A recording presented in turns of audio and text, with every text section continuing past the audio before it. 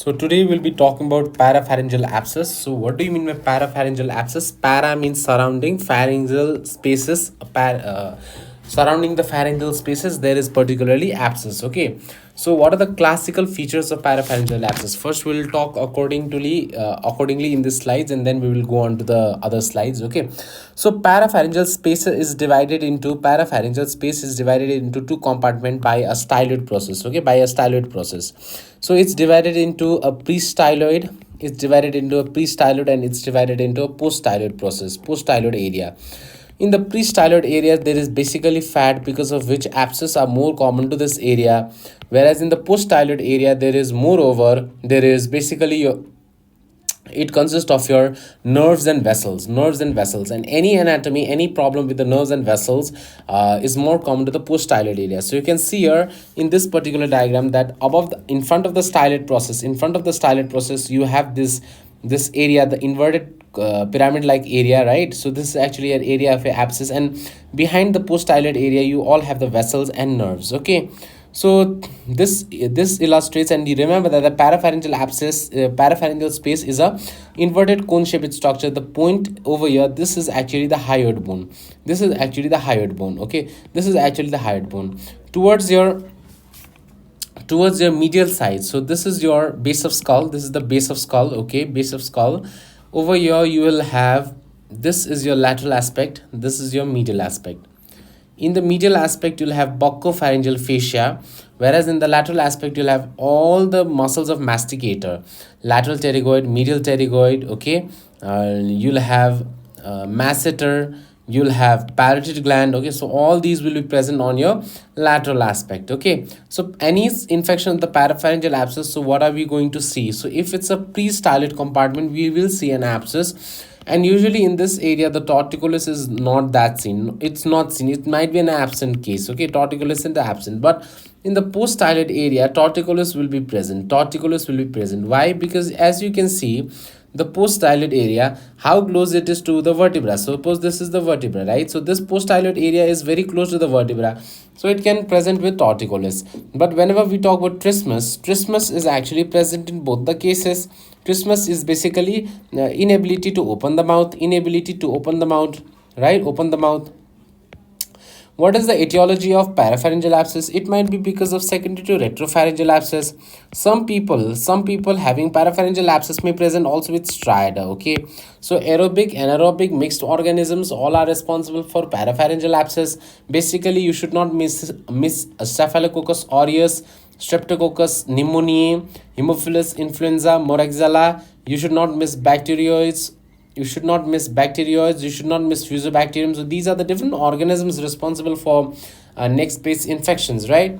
Now what we need to remember, some more things, that is the tonsil is pushed towards the midline. So if you see the oral cavity, the tonsil is moved towards the midline. So what are the three differentials where the tonsil is moved towards the midline? One is tonsillitis. Other one is parapharyngeal abscess. Other one is peritonsillar abscess. And I will give you one more. Let's give me four differentials. Deep lobe of parotid gland tumor. Here also the tonsil is moved towards the midline, and this deep lobe of parotid gland tumor, basically pleomorphic adenoma, it is known as a dumbbell tumor. Okay, so base and superficial limit is the skull base, and the apex is actually the hyoid bone. Okay, laterally you have the mandible, medial pterygoid, parotid. Okay, and medially you have the buccopharyngeal fascia. So this much will be enough for your level. Okay, now let's talk about the parapharyngeal space. And in the parapharyngeal space we see an inverted pyramid shaped structure. This is your styloid process. Behind the styloid process you can see that there is, so behind the styloid process, this is your styloid process. Behind the styloid process, you can see that the vertebrae are there. And in front of the styloid process, you can see that there is all the fat area. So more abscess is formed over there. Okay. So in the anatomy portion, we have already discussed the parapharyngeal area. So this is a midline raphe over here. This one marked with green. Okay. So this is towards the retropharyngeal area. Parapharyngeal area is this one. See, How beautiful it's illustrated in this diagram. And styloid and associated muscle is over here. So this area is a pre-styloid area.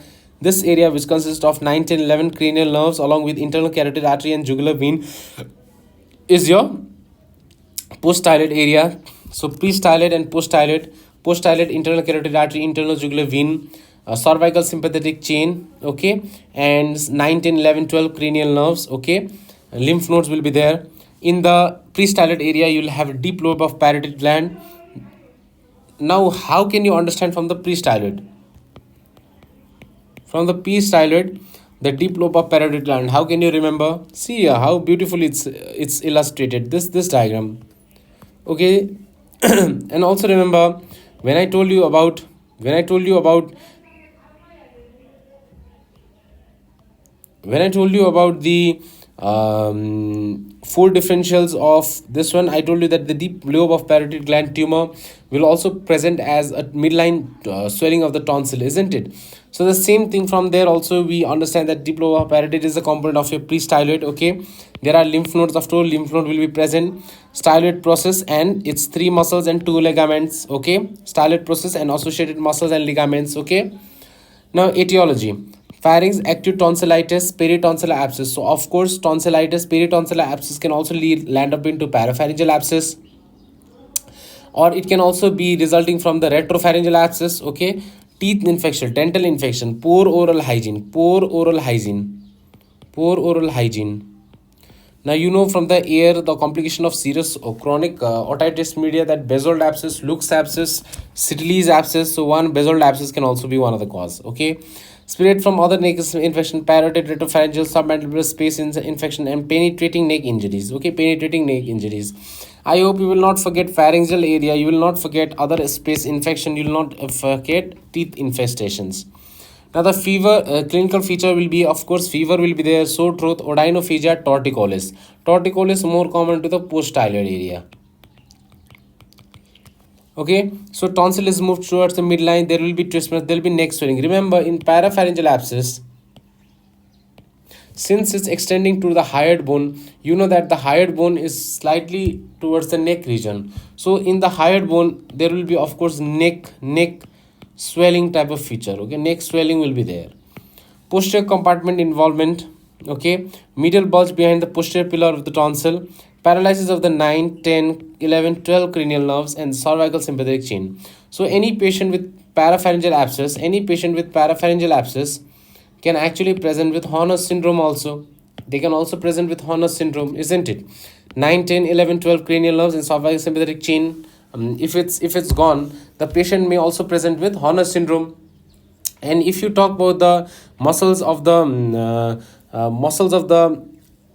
this one, styloid, so stylopharyngeal, styloglossal, stylohyoid. Okay, and there is stylomandibular ligament also.